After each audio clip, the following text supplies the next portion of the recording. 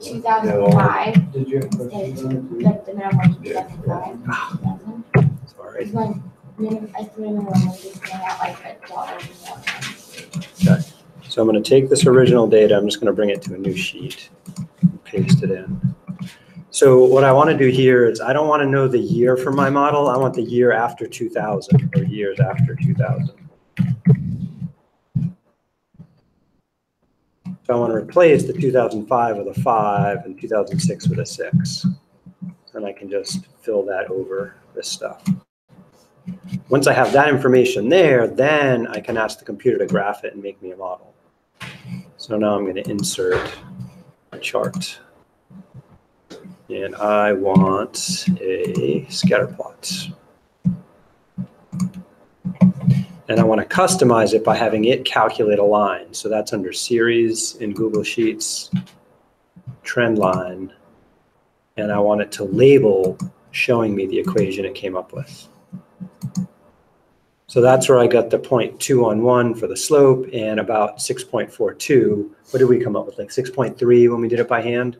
Yeah, so it's a slightly different way of getting a line. Numbers are a little different, but it's still in the same ballpark. So that's really all I wanted you to come up with here. We didn't really need to do much more than that. I can use that model to make predictions in a chart, but you don't have to do that.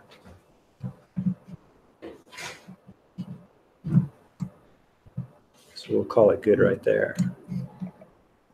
So that's the model according to Google Sheets, a little different than the one we did by hand.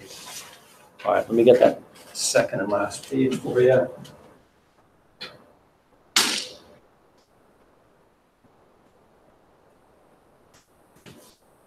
So there's 2 more questions on the next page that you need to try to answer. Your estimated minimum wage is going to be a little bit different. Okay, give me a sec, I'll show that too.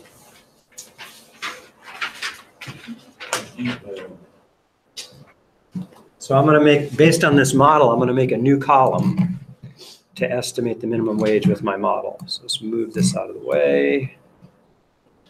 So I'm going to make a new column here. Let's highlight it a little different.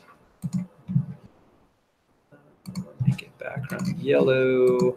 So I'm going to call this one just estimate.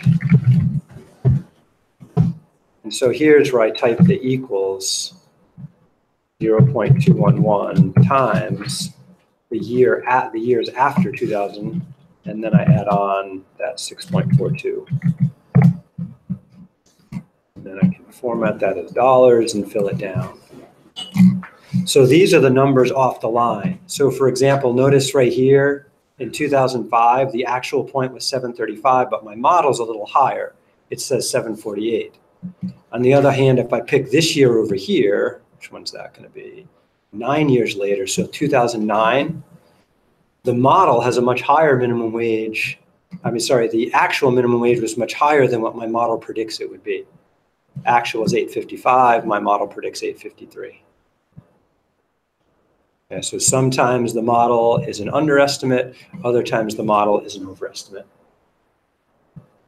The model is the line, this right here.